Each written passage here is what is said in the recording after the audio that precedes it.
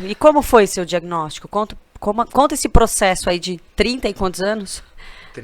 Foi com 33 que eu descobri, né? Então, eu sempre tive uma vida relativamente normal, com algumas peculiaridades, né? Que eu Você gostava muito de Chaves? Você assistia? tinha meus... Isso é uma das Eu coisas. era- Ele gostava muito de Chaves. Eu tenho um ponto também Eu era- no diagnóstico. Desde criança eu era uma criança meio estranha, sabe? Tipo, chegava pra molecada, o que você quer ser quando crescer? Médico, bombeiro, eu falava que queria ser paleontólogo, já começava aí tudo. Outro ponto aqui, né? Paleontólogo, gostava muito de Quer Chaves. ir anotando aí? Não. Então, tipo, eu tinha muitas peculiaridades, eu tinha certas dificuldades sociais e até depois foi a parte importante do diagnóstico é que eu passei a entender muita coisa do meu passado que não fazia tanto sentido, sabe? Fala uma dificuldade social. Olha, uma coisa que eu aprendi depois de velho é conversar olhando no olho. Eu tinha muita dificuldade de fazer isso. E eu lembro que era meu pai que falava direto, quem não conversa olhando no olho é tudo maluco. Isso mexia comigo. Será que eu sou maluco? Aí eu comecei Né? passei a me forçar a conversar com as pessoas Conversar olhando no olho. Era uma dificuldade que eu tinha. Mas é louco, né? Porque quando a gente pensou em te chamar, eu falei pra ele, nossa, mas ele treinou comigo bastante tempo e tal, não sei o quê, e eu não pensaria nada disso. Assim, Ele não sabe? falou muito de Chaves pra você? Não falou nada. Então, eu não, assim, a gente não teve um contato tão próximo, a gente não saía, não conversava muito, mas a gente treinava, eventualmente saía no cross, a gente dava treino, tava lá. E eu nunca percebi nada de diferente, alguma peculiaridade, sabe? Mas é que é essa parte do Asperger, né? É super funcional, Que é né? super funcional. E não, Essa é a grande e não só diferença. isso, eu acho que tem uma questão também que, como eu falei, a gente começa a pesquisar depois que descobre a parada e tal, e uma coisa que eu percebi que eu fiz intuitivamente foi utilizar máscaras sociais. Eu uso máscaras sociais, todo mundo usa um pouco, né? Sim. Não vamos falar a verdade, só que Claro. você não é que você não apresente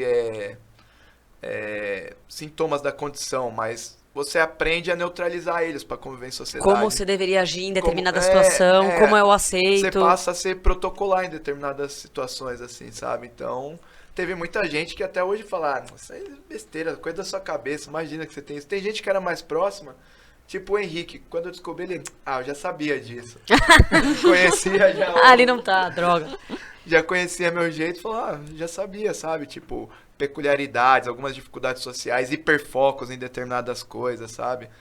Tipo... Paleontólogo com 5 anos de idade. Sim, é um negócio de hiperfoco. Depois, com 11 anos, eu pirei nos negócios de ufologia. Eu tinha tudo que era revista, livro. Quer dizer, eu não consigo só me interessar por uma coisa, eu me obceco. Vai a Vai a fundo. fundo. Fico obcecado, tinha essas...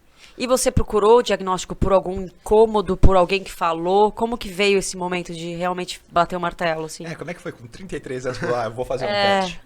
Eu vi que eu tinha algumas questões que já me atrapalharam em relacionamentos antes, ao longo da minha vida e tal.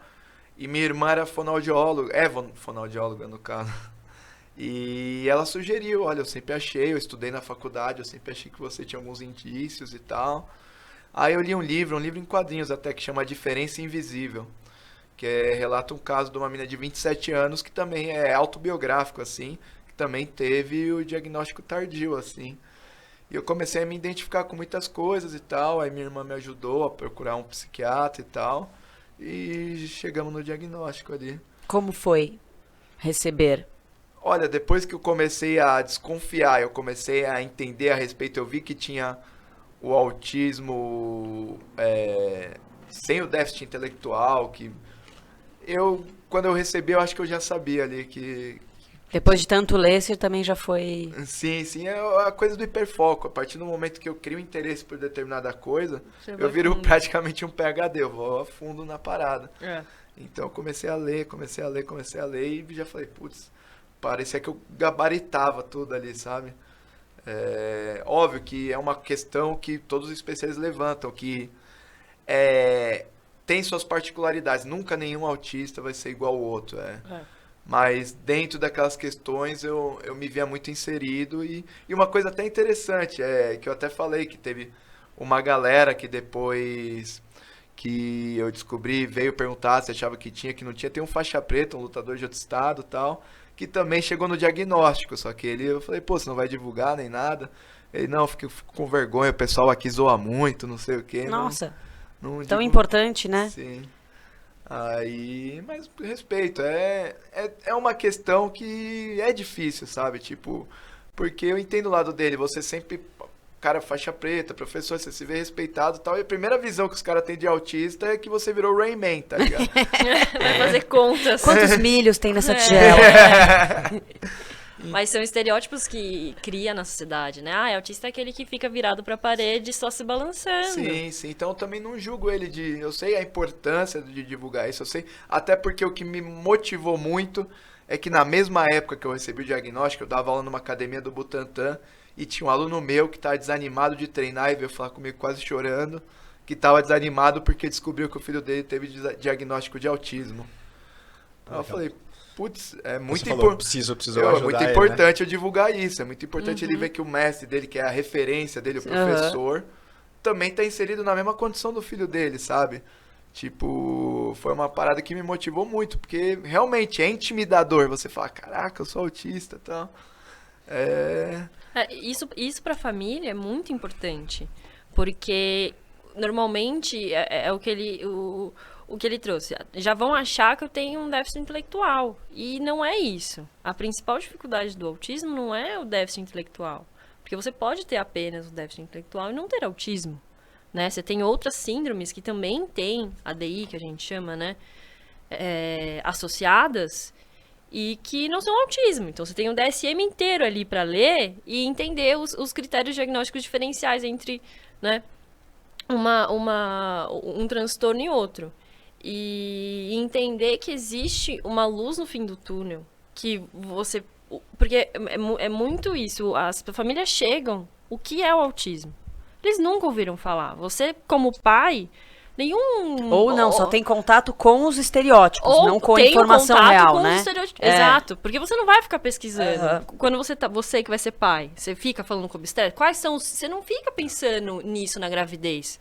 Então já é todo um processo que quando recebe o diagnóstico, cara, pera lá, tá, não vai ser mais o que eu planejei, vai ser outra coisa. O que é essa outra coisa? Aí você começa a pensar e conversar com pessoas. Aí vem o conhecimento popular sobre o que é o autismo. Aí você fala, né? Fudeu.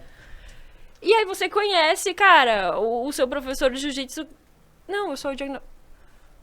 Pera lá, então, deixa eu conhecer um outro mundo que é esse, né? Que não é aquilo que eu tava pensando. E dá uma força, porque muitos casais se separam, entram em depressão por conta do diagnóstico, não entram às vezes em negação por É isso que eu ia conta perguntar. Tem disso. muita gente que não procura, às vezes, o fisioterapeuta, o psicólogo, porque não quer saber, prefere negar o problema do que ir Fala atrás. que não tem não, tá tudo bem.